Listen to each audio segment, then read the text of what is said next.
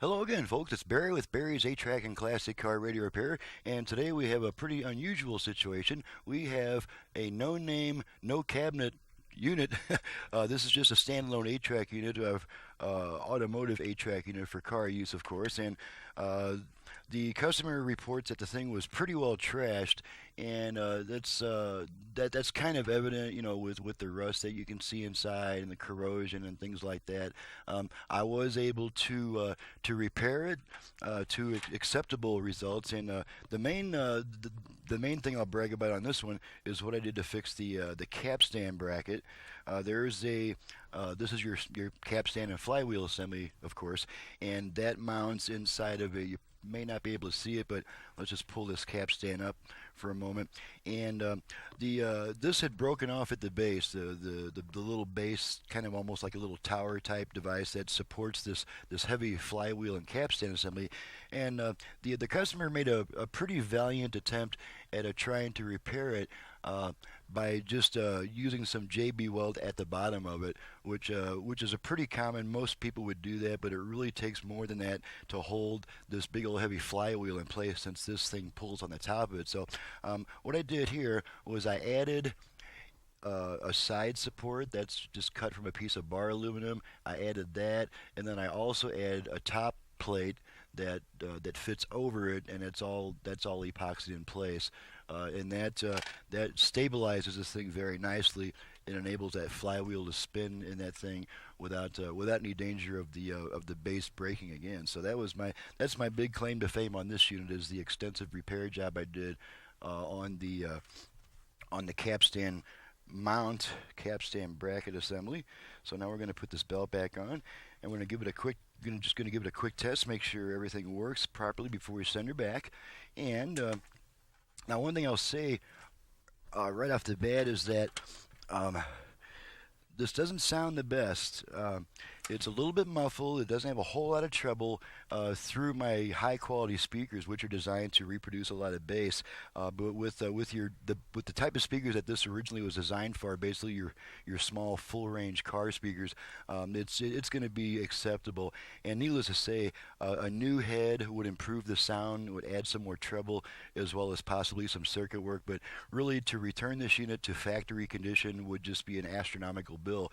And so I kind of reached that fine line between the customers being reasonably satisfied with the results, and not charging them just a tremendous amount of money to get this thing. So let's go ahead and I've got her plugged in. Let's go ahead and pop a tape in. We got some Anne Murray. Let's back off this. Well, we can go ahead and leave the unit in view.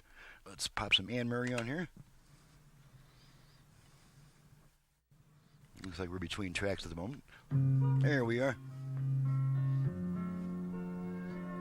We're going to rotate our balance control all the way left, all the way right, all the way left, all the way right. Okay, going to switch tracks a bunch of times.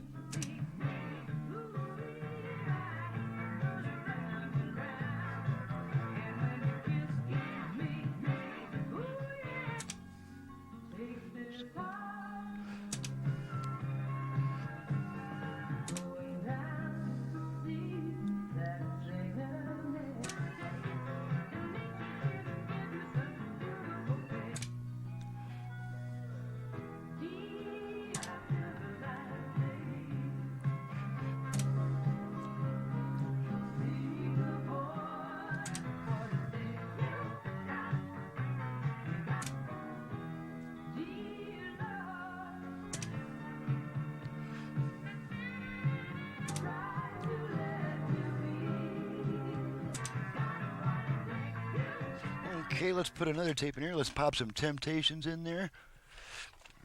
Another one of my favorites.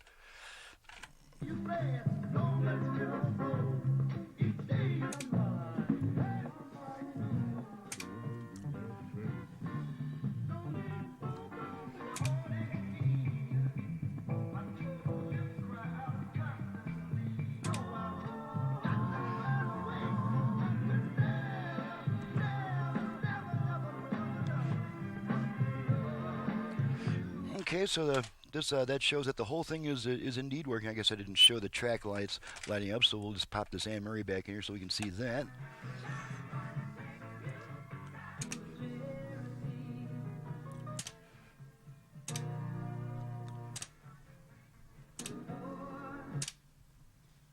Okay, and we got no sound between songs, which indicates that I've adjusted the head properly, as best as can be adjusted.